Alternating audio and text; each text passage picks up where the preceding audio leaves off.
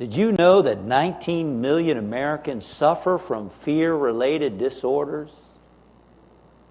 And we know that anxiety and fear can affect our immune systems.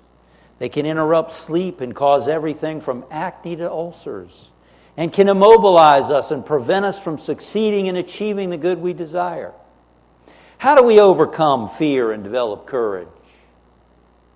What are the steps that we can take? Well, first of all, substitute fear with faith. Faith. And one of the techniques that you can apply is to imagine the worst that could happen. What's the very worst that could happen? Let's say somebody's worried about losing their job. What's the worst that could happen if that person lost their job? Well, you follow it out, you look at it, and then you think about, what is the thing that I'm really afraid of?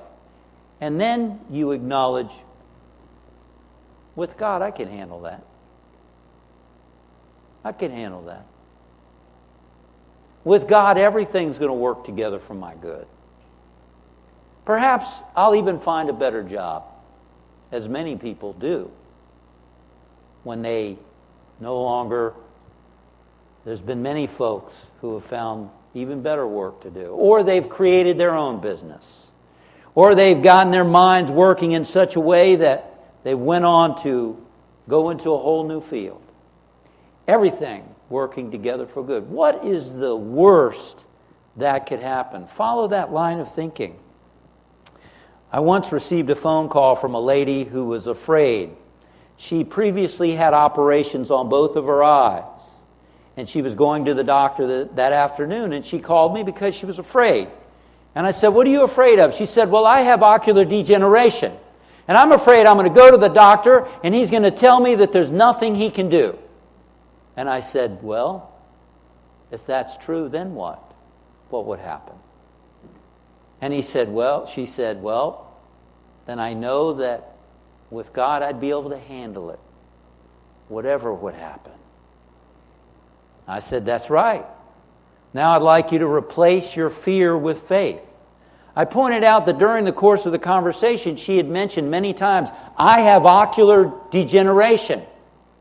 I have ocular degeneration. I have ocular degeneration. And I pointed out that maybe that's not the best way to constantly focus on what the condition is. Not saying don't go to a doctor, not get it treated. I know a lady who gets shots for ocular degeneration, and it's helped her eyes over the years, and she's a true student. But to constantly focus on that, I encouraged her to bless her eyes. I encouraged her to acknowledge the life and intelligence that was in her eyes, to have a view of faith, not just focus on the appearance, but on the possibility. And she thanked me. She was relieved. She said she knew that, but she needed to hear it. She needed to hear it again. What are the appearances in your life that cause fear? Remember the truth. Lift up your eyes.